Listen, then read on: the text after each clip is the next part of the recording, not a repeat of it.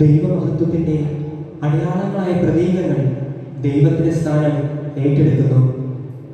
വിഗ്രഹങ്ങൾ പൂജ അർപ്പിക്കപ്പെടുമ്പോൾ ഏകദൈവത്തിന്റെ അനന്യതയിലേക്ക് വിരൽ ചൂണ്ടി വിഗ്രഹ ധ്വംസനത്തിനായി വാദിക്കുന്ന യൂദയുടെ വിശുദ്ധനായ രാജാവ് ഹെസക്കിയ, അപ്പുറത്ത് കാലാതീതമായി ഉയർന്നു നിൽക്കേണ്ട വിശുദ്ധ പ്രതീകത്തിന്റെ അനിവാര്യത അടിയുറപ്പിക്കുന്ന പ്രവാചകൻ ഏശയ്യ, പഴയ നിയമവും പുതിയ നിയമവും കിടന്ന് ആനുകാലികതയിലേക്ക് പദവിൽ നിൽക്കുന്ന വിവാദത്തിന്റെ ധർമാധർമ്മങ്ങളിലേക്കുള്ള എത്തിനോട്ടം. ഗുഡ് ഷെപ്പേർഡ് മൈനർ സെമിനാരി 1ാം വർഷ വൈദിക വിദ്യാർത്ഥികൾ നിങ്ങളുടെ മുൻപിൽ സാദരം സമർപ്പിക്കുന്നു. നെഹുഷ്ക.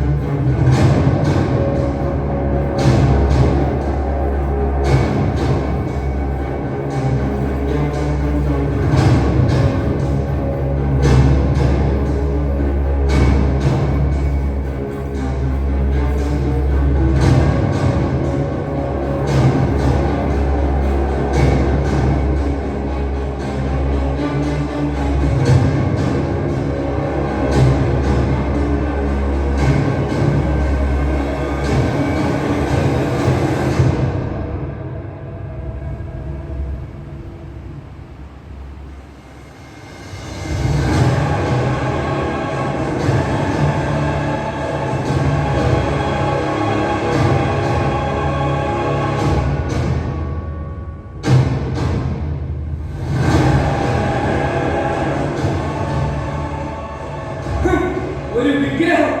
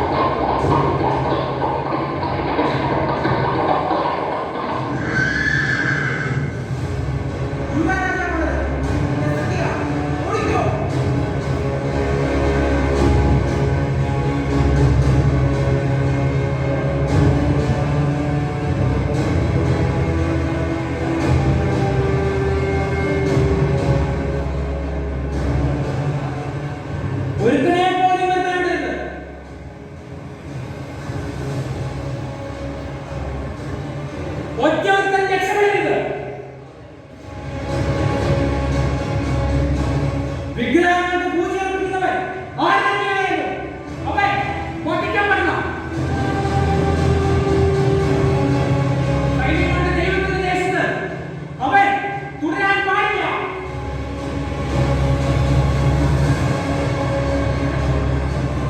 ഇയാളുടെ കാരണക്കാരൻ ജനങ്ങളെ വഴിതെറ്റിക്കുന്നില്ലേ? ഞാൻ വെറുതെ വിടില്ല.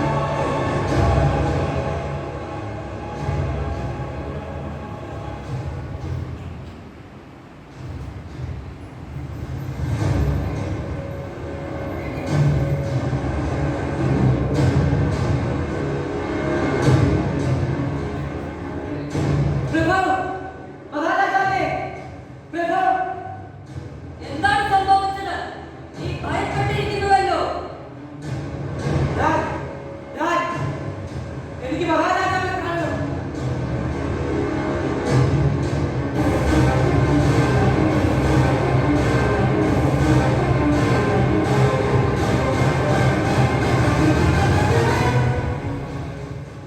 എന്താ എന്തു പറ്റി? നീ എന്നെ എതിർത്തിരിക്കുന്നു. പ്രഭു, ക്ഷമിക്കണം. എന്തിന്? നാം എന്തിന് നിന്നോട് ക്ഷമിക്കണം? ഹെസക്കിയ രാജാവിന് അധികം ഔപചാരികത ഇഷ്ടമല്ല. കാര്യം എന്താണെന്ന് തോന്നുന്നു പറയൂ. പ്രഭു, അങ്ങയുടെ വിശ്വസ്ത സൈന്യാധിപൻ യോവാബ് ഫിലിസ്തീൻ ദേശത്തിനരികെ ഗാസയുടെ അതിർത്തിയിൽ ബലിപീഠങ്ങൾ തകർത്തെറിഞ്ഞ് ജനങ്ങളെ വിഗ്രഹാരാധനയിൽ നിന്ന് പിന്തിരിപ്പിക്കുകയായിരുന്നു. ഹ, യോവാബ് കാരിരുമ്പിന്റെ കനൽക്കട്ടയാകുന്നവൻ, യഹോവയെ പ്രതി കത്തി ജ്വലിക്കുന്ന സിംഹക്കുട്ടി. വിശ്വസ്ത സൈന്യാധിപതി അവൻ നമ്മുടെ ആത്മമിത്രമാണ്. കേൾക്കട്ടെ കേൾക്കട്ടെ അവന്റെ പരാക്രമങ്ങൾ. പ്രഭു, അടിയനെ ശിക്ഷിക്കരുത്. എന്താ എന്താണ് എന്താണ് നീ പറയാൻ പോകുന്നത്? പ്രഭു, അങ്ങയുടെ വിശ്വസ്ത മിത്രമായ യോവാബിനെ ഗാസയിലെ ദുർമന്ത്രവാദി കുത്തി കൊലപ്പെടുത്തി.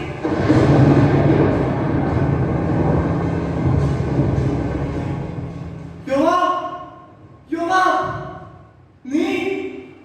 നിനക്ക് എന്ത് പറ്റി? ഹാ, ഇതെങ്ങനെ വിശ്വസിക്കും? ഇല്ല, അത്യുന്നതനായ യഹോവ ഈ അനർത്ഥം ഒരിക്കലും അനുവദിക്കില്ല. ഇത് സത്യമോ? അടിയനിത് കണ്ടതാണ്. അവിടെ നിന്നാണ് അടിയൻ വന്നത്. പോ, എന്റെ കൺമുൻപിൽ നിന്ന് എവിടേക്കെങ്കിലും പോ.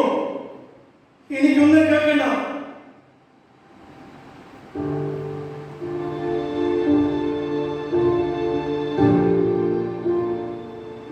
യഹോവേ, നീ എന്തിന് എന്നോട് ഇത് ചെയ്തു? നിന്റെ മഹത്വം മാത്രം ഞാൻ അന്വേഷിച്ചിട്ടുള്ളൂ. നിനക്ക് അരിഷ്ടമായൊന്നും ഞാൻ പ്രവർത്തിച്ചിട്ടില്ല. എന്നിട്ടും നന്മയ്ക്ക് പകരം തിന്മയാണല്ലോ എനിക്ക് പ്രതിഫലം കിട്ടുന്നത്.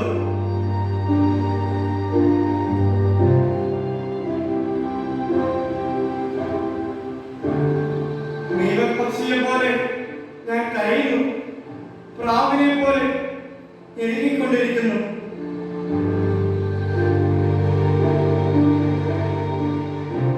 യഹോവേ, എനിക്കെന്ന് പറയാൻ കഴിയും. അങ്ങ് തന്നെ എന്നോട് സംസാരിക്കണമേ. എന്താണ് അങ്ങൊന്നും ഇല്ലാതാത്തത്? ഇസ്രായേലിൽ ദൈവിക വെളിപാടുകൾക്ക് അന്ത്യമായോ?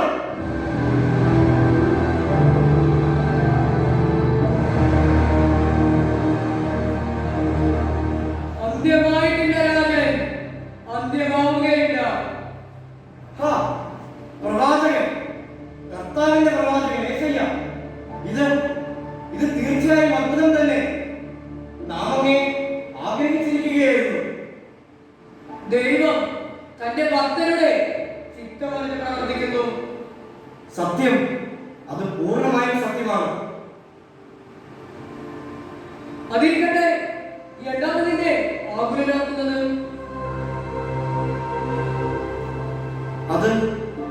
അത് ഞാൻ അങ്ങയോട് എങ്ങനെയാ പറയുക? യോവാബ്, ആ, ഞാനത് വിചാരിച്ചിരുന്നു.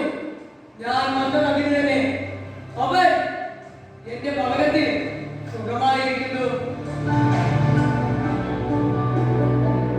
പ്രഭു, ഇതെങ്ങനെ വിശ്വസിക്കും? ഇത് സത്യമോ? നീ ഇത് വിശ്വസിക്കണം. ഫിലിസ്ത്യ ദേശത്തിനരികെ യഹോവയിലേക്ക് തിരിയാൻ ഞാൻ ജനങ്ങളെ പ്രബോധിപ്പിക്കുകയായിരുന്നു. അപ്പോൾ യോവാബിന്റെ സൈനികരെല്ലാം കണ്ട് ദൈവത്തിന്റെ ആത്മാവിനാൽ പ്രേരിതനായി ഞാൻ അതിന്റെ പിറകെ ചെന്നപ്പോൾ ഞാൻ കണ്ടത് ദുരാത്മാവ് ബാധിച്ച ഒരു മന്ത്രവാദി വിഗ്രഹത്തിന്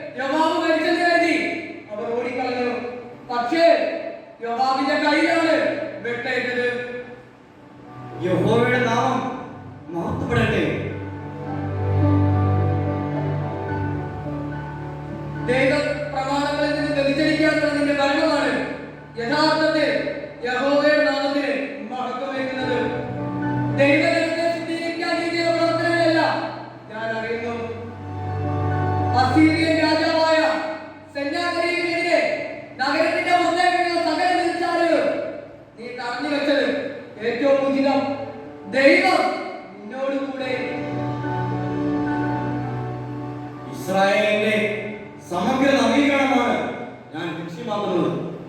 ലേവ്യ പുരോഹിതഗണത്തെയും ജെറുസലേം ദേവാലയത്തെയും ശുദ്ധീകരിച്ച് വിശുദ്ധ സ്ഥലത്ത് നിന്നും സകല മാലിന്യങ്ങളും നീക്കം ചെയ്യാൻ ഞാൻ ആഗ്രഹിക്കുന്നു. തീർച്ചയായും നീ അത് ചെയ്യണം. ജനം മുഴുവൻ ദുഷിച്ചു വശവരായിരിക്കുന്നു. ആകാശ ഗോളങ്ങളെ ആരാധിക്കുകയും പുത്രി പുത്രന്മാരെ ദഹനബലി അർപ്പിക്കുകയും ശകുനം നോക്കുകയും ചെയ്യുന്ന സംഖ്യ ഏറി വരുന്നു.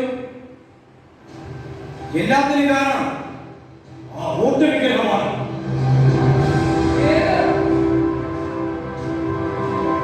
എന്താണ് നീ ഉദ്ദേശിക്കുന്നത്? സർപ്പദംശനമേറ്റവരുടെ രക്ഷയ്ക്കായി മഹാനായ പ്രവാചകൻ മോശയുണ്ടാക്കിയ വിച്ചള സർപ്പം, അതിന്റെ ചുവട് പിടിച്ചാണ് ഇസ്രായേലിൽ മറ്റു വിഗ്രഹങ്ങൾ ഉയർന്നു വന്നത്. അതിനാൽ ആദ്യം നശിപ്പിക്കേണ്ടത് ആ വിഗ്രഹമാണ്.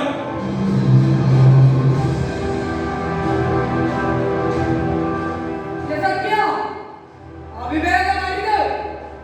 നിന്റെ വാക്കുകൾ അഹങ്കാരജനിതമാവുന്നു. എന്താണ് എന്താണ് എനിക്ക് തെറ്റുപറ്റിയത്? അങ്ങ് എന്താണ് ഇങ്ങനെ പ്രതികരിക്കുന്നത്?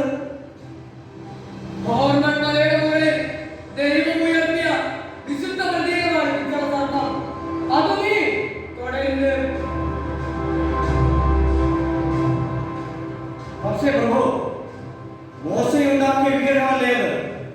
ജനം യഹോവയെ മറന്ന് അതിന്റെ പുറകെ പോയാലോ? ഇല്ല, ആ വിഗ്രഹം നശിപ്പിക്കപ്പെടാതെ യഹോവയുടെ ജനം നന്നാകില്ല. നിനക്കെന്തറിയാം? ജലപ്രളയത്തിനൊടുവിൽ ദൈവം ഉയർത്തിയ വിശുദ്ധ പ്രതീകമാണ് വിഗ്രഹ സർപ്പം. വരാനിരിക്കുന്ന അനേകം കോടി ജനതകൾക്ക് വേണ്ടിയുള്ള രക്ഷയുടെ അടയാളം.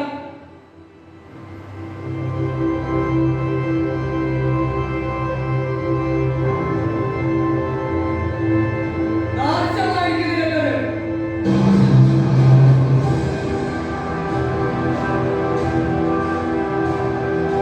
അത്യുന്നതന്റെ ഹിതത്തിനെതിരെ പ്രവർത്തിച്ചാലുണ്ടാവുന്നത് നിനക്കറിയാവുന്നതാണ്.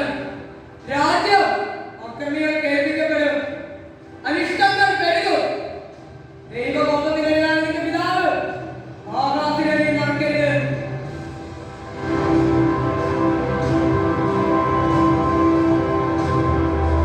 യോവാബ് സുരക്ഷിതനായിരിക്കുന്നു എന്ന് അറിയിക്കാനാണ് ഞാൻ വന്നത്. അത് ഞാൻ നിന്നെ അറിയിച്ചു. ഇപ്പോൾ ഞാൻ പോകുന്നു. യൂദയ രാജാവ് വിജാതീയ രാജ്യങ്ങളുടെ നാശത്തിലാവുന്നത് എനിക്ക് കാണാൻ ഇടവരരുത്. ഓർക്കോ, വിശുദ്ധർക്ക് വഴുതി വീഴാൻ ന്യൂനതകൾ അധികം ആവശ്യമില്ല. പിച്ചാ സർപ്പം യെസക്കിയായുടെ വീഴ്ചയ്ക്ക് കാരണമാകാതിരിക്കട്ടെ.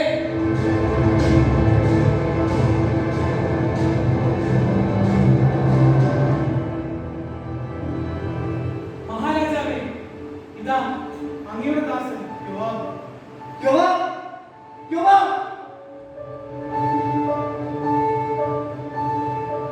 യഹോവ വാഴ്ത്തപ്പെടട്ടെ. യഹോവ നീതിമാനാണ് പ്രഭു. അങ്ങയെ ഓർത്ത് പ്രവാചകനിലൂടെ അവിടുന്ന് എന്നെ രക്ഷിച്ചു. നിന്നെ പ്രതി നാം ഒത്തിരി വേദനിച്ചു. എല്ലാം നന്നായി കഴിഞ്ഞല്ലോ. പക്ഷേ പ്രശ്നം അതല്ല. പ്രവാചകൻ ഭൂമിഷ്ഠനായാണ് പോയിരിക്കുന്നത്. എന്തു പറ്റി? ഞാനും അത് ശ്രദ്ധിച്ചിരുന്നു.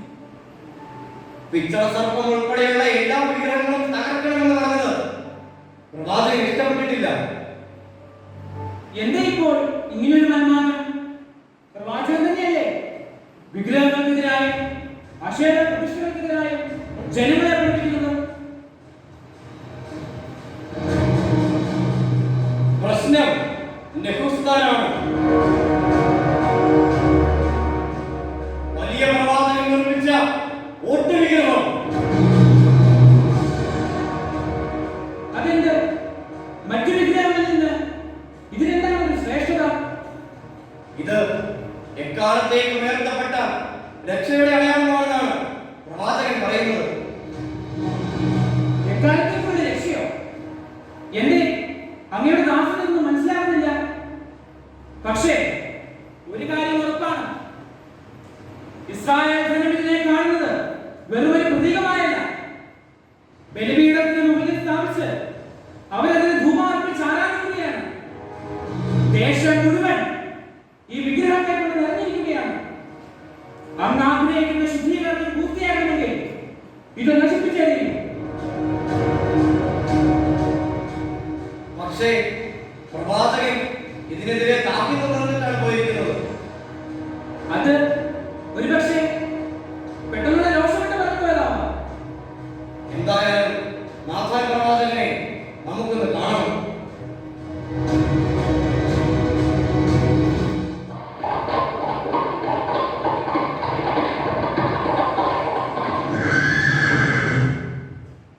ഇസ്രായേൽ ജനങ്ങളെ, യൂദയ നിവാസികളെ ശ്രദ്ധിക്കുവിൻ. മഹാനായ സിറിയ രാജാവിന്റെ വാക്കു ശ്രമിക്കുവിൻ. ഹെസക്കിയ നിങ്ങളെ വഞ്ചിക്കാതിരിക്കട്ടെ. എന്റെ കയ്യിൽ നിന്നും നിങ്ങളെ രക്ഷിക്കാൻ അവന് കഴിവില്ല. കർത്താവ് നിങ്ങളെ രക്ഷിക്കുമെന്ന് അവൻ പറയുന്നെങ്കിൽ ആ കർത്താവിന്റെ പൂജാഗിരികളും ബലിപീഠങ്ങളുമല്ലേ അവൻ തകർന്നു കളഞ്ഞത്. അതിനാൽ അവനെ വിശ്വസിക്കരുത്. നിങ്ങൾ സഖ്യം ചെയ്ത് എന്നോട് ചെയ്തുവിൻ. അപ്പോൾ നിങ്ങളെ ഞാൻ ധാന്യവും വീഞ്ഞും അപ്പവും മുന്തിരിത്തോപ്പുകളും തേനുമുള്ള ഒരു നാട്ടിലേക്ക് കൊണ്ടുപോകും. നിങ്ങൾ മരിക്കുകയില്ല, ജീവിക്കും.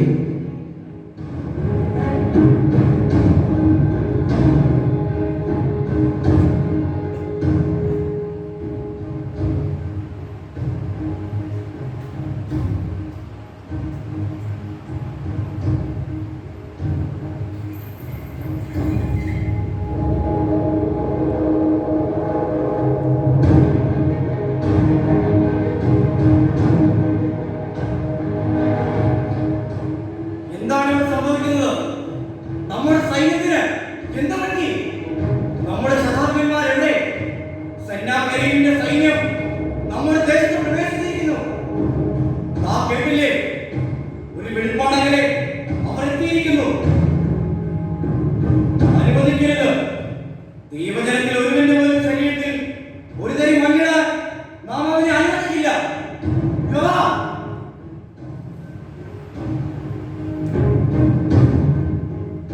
കോട്ടയുടെ വടക്കേണ്ട അരികിൽ ചെന്ന് സുശക്തമായി നിലയുറപ്പിക്കുകയും യൂദാ കോട്ടയ്ക്ക് മീതെ അസീറിയ രാജാവിന്റെ ഒരീച്ച പോലും മറക്കരുത്.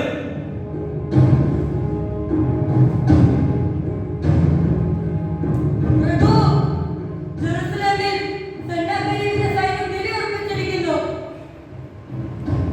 അപ്രതീക്ഷിതമായ ആക്രമണത്താൽ അങ്ങയുടെ ശതാധിപന്മാർക്ക് ഒന്നും ചെയ്യാൻ സാധിക്കുന്നില്ല. അതിനിടെ അവരുടെ സൈന്യത്തിൽ രക്ഷക അങ്ങേക്കെതിരെ ആരോപണങ്ങൾ ചൊരിഞ്ഞ് അങ്ങയുടെ ജനത്തെ തെറ്റിദ്ധരിപ്പിക്കുകയാണ് പ്രഭു. ഇതെങ്ങനെ സംഭവിച്ചു? ഇസ്രായേലിന് സൈന്യത്തെ കൊണ്ട് എന്ത് പ്രയോജനമാണുള്ളത്? ഈ വാർത്ത നമ്മെ അറിയിക്കാൻ നിനക്കെങ്ങനെ ധൈര്യം വന്നു? പോയി കോട്ടയുടെ വാതിലുകൾ ശക്തമാക്കുകയും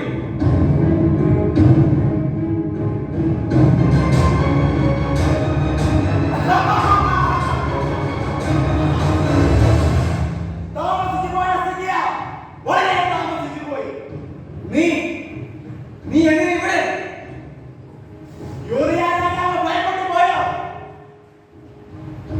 വേണ്ട. അസീറിയ രാജാവിന്റെ ദൂതനായാണ് ഞാൻ വന്നിരിക്കുന്നത്. ദൂതനെ ആക്രമിക്കുന്നത് രാജകീയ നീതിയല്ല. കൂടാതെ ഭടന്മാർക്ക് എന്നെ ഒന്നും ചെയ്യാൻ കഴിയില്ല. തൊട്ടാൽ കാൽ വെക്കുന്ന സൈന്യം നിരവാരമോടെ അടിച്ചു കയറി നിന്റെ സർവപ്രതാപവും ഒഴുകിക്കൊണ്ടുപോകും. പക്ഷേ നിനക്ക് തെറ്റുപറ്റിയല്ലോ ഷേഖ. ഇപ്പോൾ കോട്ടയിലെത്താൻ സാധിച്ചു എന്നതിൽ നീ അഹങ്കരിക്കുന്നുണ്ടോ?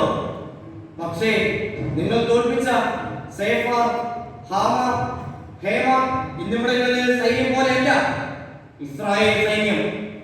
ഇസ്രായേലിന് വേണ്ടി യുദ്ധം ചെയ്യുന്നത് മനുഷ്യകരങ്ങളല്ല, സൈന്യങ്ങളുടെ ദൈവമായ യഹോവയാണ്. യഹോവ ഇസ്രായേൽ സൈന്യത്തിന്റെ ശക്തി.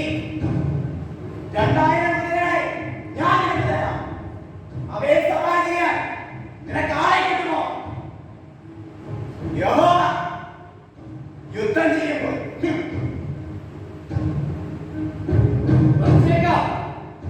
ആകാശഗോളങ്ങളോട് അർജുനാഥനെതിരെ പാഴ്വാക്കുകൂടിയാൽ നീ അനുഭവിച്ച് തീർക്കേണ്ടി വരും. എന്താ?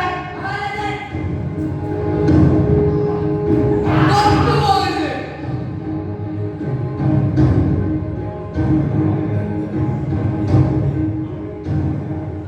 അവരെ തൊട്ടാൽ ഈ യൂരിയാക്കോട്ടയിൽ നിന്ന് ശരീരത്തിൽ പ്രാണനുമായി സന്നാഹങ്ങളുടെ മക്കൾ തിരിച്ചു പോകില്ല. അസീറിയ രാജാവിന്റെ സൈന്യത്തെ തിരിച്ചുവിടാനും ശേഷിച്ചിട്ടില്ല. അറിയാം, കൂടെ ഒന്നുകൂടെ ഉണ്ടോ? ഇസ്രായേലിന്റെ പരിശുദ്ധനെ നിന്ദിച്ചവരാരും അധികം ജീവിച്ചിട്ടില്ല. ഒരു പരിശുദ്ധൻ ഏത് പരിശുദ്ധനാണ് ഇന്ന് രക്ഷിക്കാൻ പോകുന്നത്? അസീറിയ രാജാവിനെ ഭയപ്പെട്ടോ? ഇല്ലേ നാശമായിരിക്കും, സർവനാശം.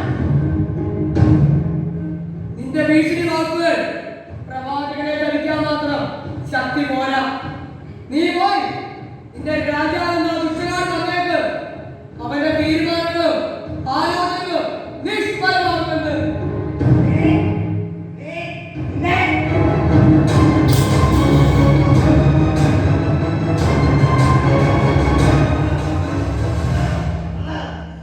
കർത്താവിന്റെ അഭിഷിക്തനെതിരെ കരമുയർത്താൻ നിനക്കെങ്ങനെ ധൈര്യം വന്നു? രാജദൂതൻ എന്ന നിലയിൽ നിന്നോട് ഞാൻ മര്യാദ കാണിച്ചു. ഇനിയൊരു നിമിഷം പോലും നീ ഇവിടെ നിന്നു പോകരുത്. നിന്നാൽ കോട്ട വളപ്പിൽ നിന്ന് ഒരിക്കലും നീ പുറത്തു പോകില്ല. ഇവനെ കൊണ്ടുപോയി കോട്ടയ്ക്ക് വെളിയിൽ തന്നെ. ഞാൻ ഇനി വരും. കൂടുതൽ സൈന്യമായി തിരിച്ചു വരും. നീ അമ്മാനിക്കരുത്. ഞാൻ പകരം ചോദിക്കും.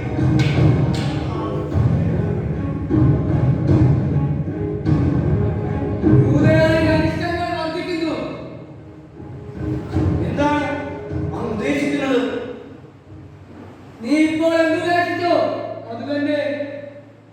പക്ഷേ അതെന്റെ മാത്രം തീരുമാനമല്ല. നാഥാൻ പ്രവാചകനും ലേവ്യ പുരോഹിതനുമെല്ലാം അതുതന്നെയാണ് അഭിപ്രായപ്പെട്ടത്.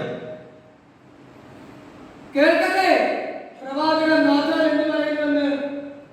അങ്ങ് പറഞ്ഞത് ഞാൻ പ്രവാചകനെ അറിയിച്ചു.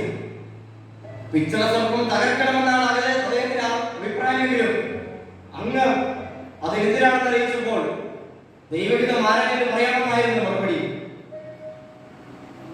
ഇത് വെളിപാടുകളിൽ നിന്ന് വ്യക്തമാണ്. വാഗ്ദാന പേടകം ദൈവ സാന്നിധ്യത്തിന്റെ അടയാളമായി നിലനിൽക്കുന്നത് പോലെ ജീവന്റെ അടയാളമായതും എന്നേക്ക് നിലനിൽക്കണം. പക്ഷേ പിച്ചള സർപ്പം താൽക്കാലികമായ അടയാളമല്ലേ? അപ്പോ സൂര്യപ്രകാശത്തിന് മുൻപിൽ എന്തിനാണ് നമുക്കൊരു മെഴുകുതിരി? പക്ഷേ ഇത് കൂരിരുട്ടിൽ ധരിക്കപ്പെട്ട രക്ഷയുടെ ദീപമാണ്.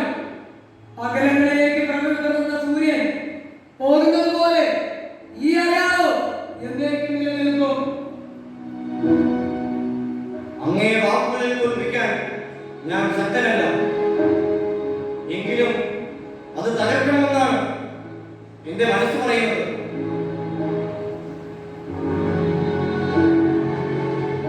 പ്രഭു, നാഥാൻ പ്രവാചകൻ അങ്ങയെ കാണുവാനായി ആഗ്രഹിക്കുന്നു. നാം ഉടനെ വരുമെന്ന് പ്രവാചകനെ അറിയിക്കൂ. ഉത്തരവ് പ്രഭു. പ്രഭോ, എനിക്ക് വിട നൽകിയാൽ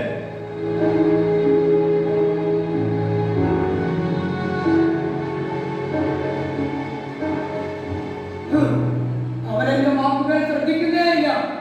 പാടില്ല. വിശുദ്ധ പട്ടികയുടെ തകർക്കാൻ ഞാൻ അനുവദിക്കില്ല. സത്യമേകമാണ്.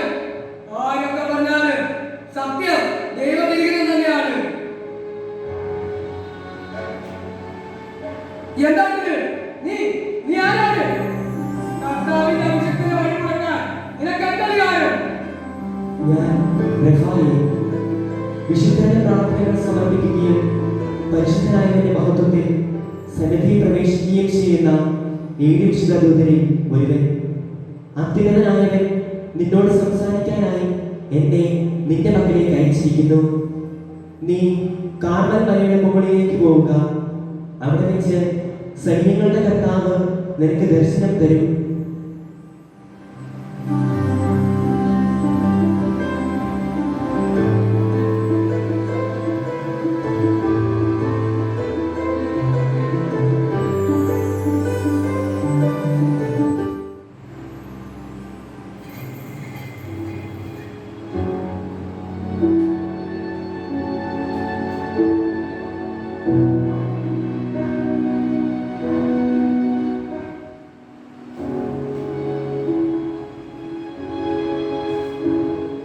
പ്രഭു, ഇതാ കൽപ്പന തയ്യാറായിരിക്കുന്നു. വേണ്ട, നമ്മുടെ മനസ്സ് ശാന്തമല്ല. ദുഃഖവും നിരാശയും നമ്മെ കീഴടക്കുന്നു. എല്ലാ വിഗ്രഹങ്ങളും തകർത്ത് ഇസ്രായേലിനെ ശുദ്ധീകരിക്കാൻ നാം ആഗ്രഹിക്കുന്നു. പക്ഷേ പ്രവാചകൻ പറയുന്നത് പോലെ എല്ലാം സംഭവിക്കുന്നു. പ്രഭു, ഈ കൽപ്പന വേണ്ട, പ്രവാചകന്റെ ശബ്ദം ദൈവഹിതത്തിനെതിരാക്കാൻ കഴിയില്ല. നാഥാൻ പ്രവാചകനും അതുതന്നെയാണ് പറഞ്ഞത്. പ്രഭു, എങ്കിലും ശബ്ന, യെശയ്യാ പ്രവാചകനെ കുറിച്ച് നിനക്ക് എന്തറിയാം? പ്രവാചകൻ കർത്താവിന്റെ ശബ്ദമാണ്. അതിനാൽ ഈ കൽപ്പന നമുക്ക് വേണ്ട. ഇത് ദൈവഹിതമല്ല.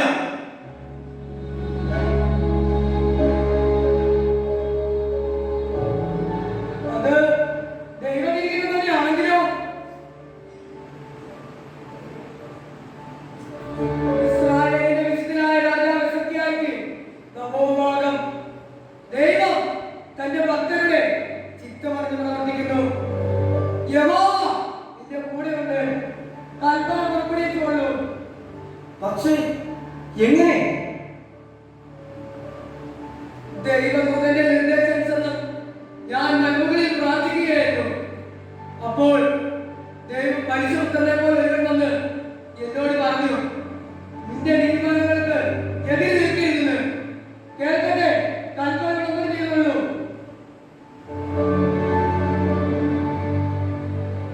യൂദാ രാജാവായ ഹെസക്കിയായുടെ കൽപ്പന: നാളെ സൂര്യൻ അസ്തമിക്കുന്നതിന് മുമ്പ് ഇസ്രായേൽ ദേശത്തുള്ള എല്ലാത്തരം വിഗ്രഹങ്ങളും പ്രതിമകളും അക്ഷേര പ്രതിഷ്ഠകളും തകർക്കപ്പെടണം. ഈ കൽപ്പനയ്ക്കെതിരായി എന്തെങ്കിലും ഉരിയാടുകയോ ശബ്ദപ്രവർത്തിക്കുകയോ ചെയ്യുന്നവൻ ആര് തന്നെയായാലും അവൻ വധിക്കപ്പെടും. ഹെസക്കിയാ, നീ അനുഗ്രഹീതനാണ്. ഇതാ ദൈവത്തിന്റെ സാക്ഷ്യം. പ്രഭു, സെന്നാപതിയിൽ വധിക്കപ്പെട്ടു. തന്റെ ദേവനായ മിസ്രോക്കിന്റെ ക്ഷേത്രത്തിൽ ആരാധന അർപ്പിച്ചുകൊണ്ടിരുന്നപ്പോൾ തന്റെ മകനാൽ അവൻ വധിക്കപ്പെട്ടു. യൂദയാദേശം മുഴുവൻ ഈ വാർത്ത അറിയിക്കുകയും ശബ്ന, ഈ വാർത്ത കേട്ട് കൊട്ടാര നിവാസികളെല്ലാം സന്തോഷിച്ചാഹ്ലാദിക്കട്ടെ.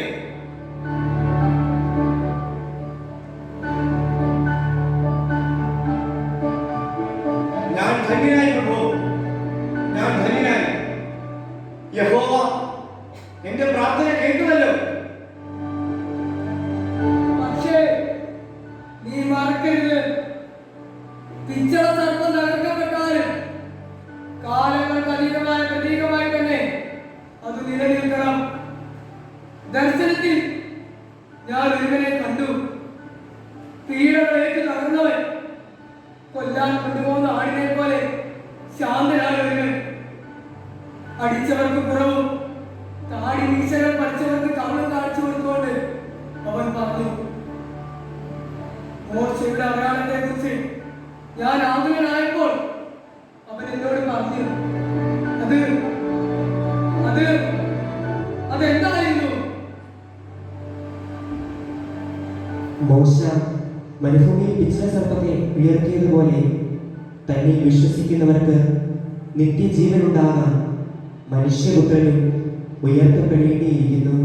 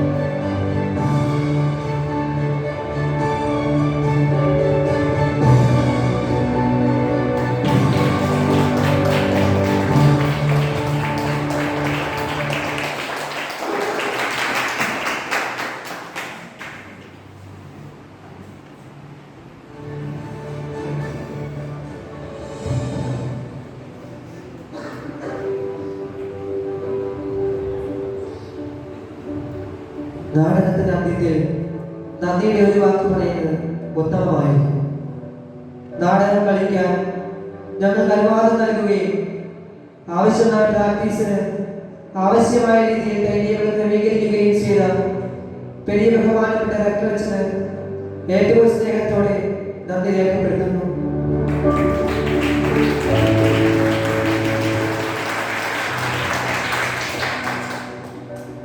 ഈ നാടകത്തിന്റെ സ്ക്രിപ്റ്റ് ലഭ്യമാക്കുകയും ഞങ്ങളെ റിഹേഴ്സൽ കണ്ട് സുപ്രധാനമായ തിരുത്തലുകൾ നൽകുകയും ഞങ്ങളെ പ്രോത്സാഹിപ്പിക്കുകയും ഞങ്ങളെ എപ്പോഴും പ്രാർത്ഥനയിൽ ഓർക്കുകയും ചെയ്യുന്ന പ്രിയ ബഹുമാനപ്പെട്ട വിൽസൺ അച്ഛന് ഏറെ സ്നേഹത്തോടെ നന്ദി പറയുന്നു.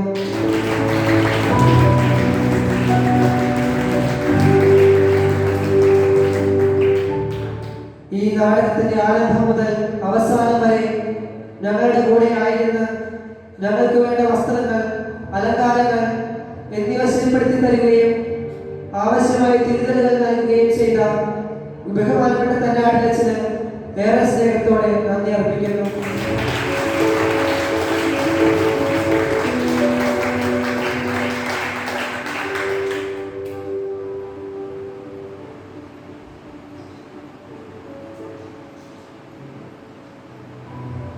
ഈ നാടകത്തിന്റെ ലൈറ്റ്സ് ആൻഡ് സൗണ്ട് ചെയ്ത brother Jacob Cheradikkal, brother Joseph Kumbookkal, brother Sebastian Mangalath, നാടകത്തിന്റെ പിന്നണി സംഗീതം ചെയ്ത brother Thomas Tittet, brother Joseph Purayidath എന്നിവർക്കും ഹൃദയത്തിന്റെ ഭാഷയിൽ നന്ദി അർപ്പിക്കുന്നു.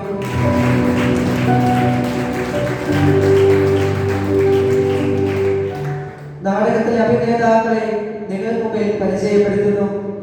എസക്കിയ ബ്രദർ ജൂഡ് വെട്ടിക്കല്ല്, ഏശരിയ ബ്രദർ സെബാസ്റ്റ്യൻ പാടകുന്ന്, രക്ഷക ബ്രദർ ബോളിഫസ് തേനമാക്കൽ, യുവാവ് ബ്രദർ ആന്റണി പെരുന്താനത്ത്, ഷബ്ന ബ്രദർ ലൂക്ക കുമ്പക്കയിൽ, ഭടന്മാർ ബ്രദർ വക്കേ കുത്തിയാനിക്കൽ, ബ്രദർ ജോസഫ് ലാക്കുടിയിൽ, ജനങ്ങൾ brother Mathew Anasseriyil, Mathew Kadankavil, Antony Kakkanatt, George Kavayil, Manuel Manjakunnu, Cherian പാറയിൽ.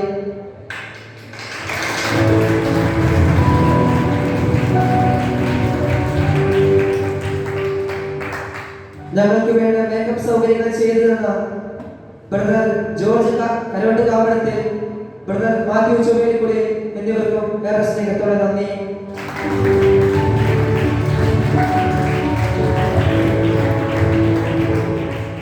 അവസാനമായി പ്രിയ സഹോദരനെ, നിങ്ങളാണ് ഈ നാടകത്തിന്റെ വിജയം. നിങ്ങളുടെ പ്രോത്സാഹനമാണ് ഞങ്ങളുടെ ഊർജം. ഞങ്ങളുടെ നാടകം കണ്ട് അതിനെ വിജയത്തിലെത്തിച്ച നിങ്ങൾക്ക് എല്ലാവർക്കും നന്ദി.